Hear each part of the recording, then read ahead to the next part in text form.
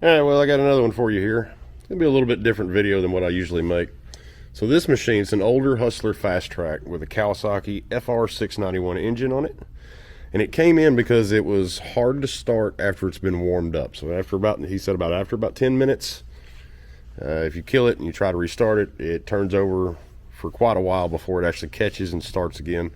So it's got 272 hours on it. And when it first came in, I noticed that none of the heads on the bolts that go through the valve cover look like they'd ever been touched. So probably needs a valve lash adjustment. So we pulled the valve covers off. These are supposed to be 0.04 to 0.06 on the valve lash.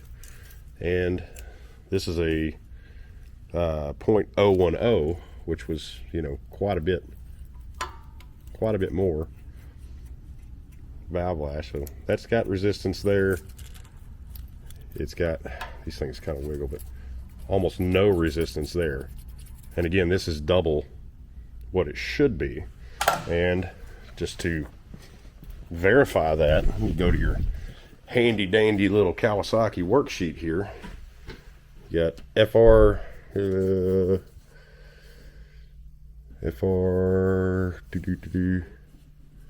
right here, FR 691. I'm gonna go over to valve lash right here. If you look, 0.04 to 0.06. Valve lash, intake and exhaust cold. You want to set these when they're cold. Okay, so 0.010 or 0.10 is going to be way too much. So let me get you set up on the tripod and I'll show you kind of how to adjust the valve lash on these. And all you really need is two 10mm wrenches and your feeler gauges. If you look on cylinder number 1, which is this side right here, okay? So I've got it on top dead center compression stroke. So it's, in between both of the valve strokes, it's between the intake and between the exhaust stroke. You want it to be at top dead center, and that's going to give you, should be a little loose.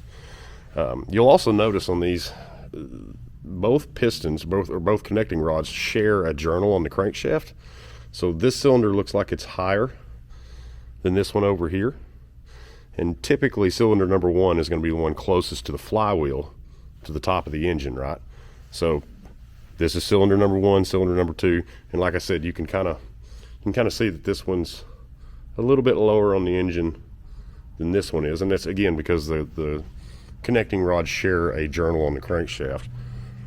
So if you look at it and it kind of looks funny like that, it's just trying to explain that really. But get your feeler gauge. I try to set them in between, so 0.05. Really on almost all Kawasaki engines you can get away with that. And what you're going to want to do is loosen the jam nut. Oop, going the wrong way. All right, so just a little loose here. This top bolt is actually a cam, so when you turn it, it's going to either apply or relieve pressure on the other end. So, and again, it doesn't take much.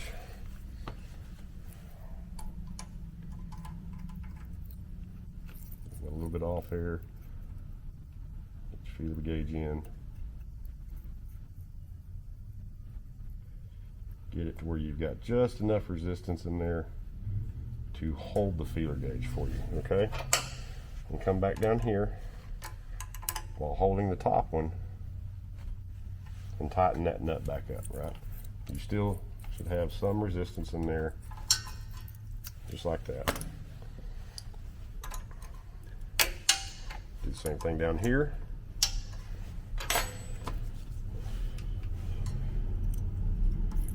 Feeler gauge in there. Tighten her up till you get some resistance. Right, hang in there.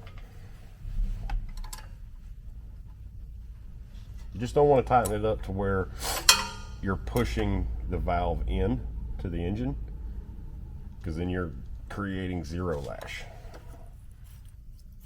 And a little resistance there, a resistance here. Again, these rocker arms tend to move back and forth, so if it doesn't just slide in there, it's probably because it's down. And it's a little loose still. Let's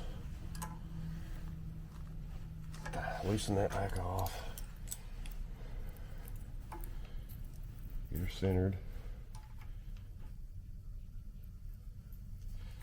Sometimes when you go to tighten this bottom one back up, on the other side you'll notice they're on the top instead of the bottom, but when you tighten that jam nut back up, sometimes you can spin this cam around a little bit. That's better. So now what I also like to do after you're done doing this on each side, that's why I've got all this apart up here on top of the engine where I can grab this stand. I'm going to rotate it through the cycle of strokes here, get it back to top dead center. And there's a little lull spot in the, if you're looking down the spark plug hole, where the piston kind of just floats and doesn't do anything. Right there in the middle. Still back where you need to be here, top dead center on the compression stroke. Got a good valve lash there. Good valve lash there. That's it. That's all you got to do. You do the other side, rotate it around, make sure everything falls into place where it's supposed to be, button it back up. That's all you got to do. You probably want to clean the gasket surfaces off and put a new gasket on there, but yep, that's pretty much it though. I hope this helps. If you're having issues with starting issues, and this machine has another flaw or issue with it. It's the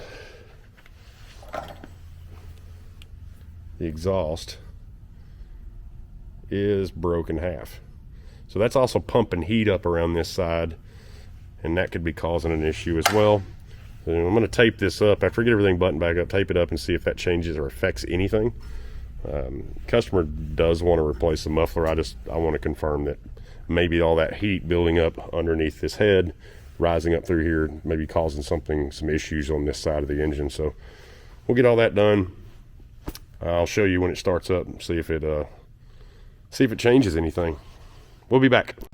All right, a little update for you. I took the fan shroud off because I noticed all this. That's not good. We're gonna go ahead and clean that up. I took the fan shroud off because I was trying to get my tool in here to clean the gasket surfaces off, and it's kind of sticking out in the way. So let me get all that buttoned up and clean this out, put it back together, and I'll show you how it runs. All right, I got all this buttoned back up. I got my temporary hillbilly fixed down here to see if this changes anything. I don't think it's going to. I think really more the valve lash had more to do with it than the exhaust leak. But I was able to get all the crap out from the fins and the cooling system. So, do one more thing before we start this puppy up is, let me get the shroud and everything back together, and then we'll do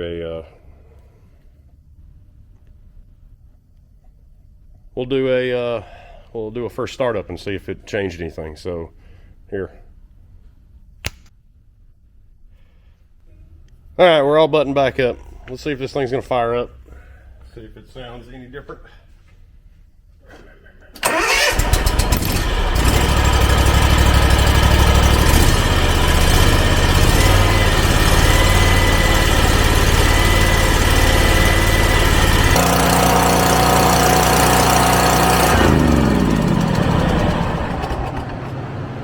It's been running for about 10 minutes. It's all smoky in here. It was burning all the oil off the exhaust that fell on it when I was taking the valve covers off. So ran it for about 10 minutes to see if it starts back up pretty easy, or if it's still taking some time to start back up when it's hot.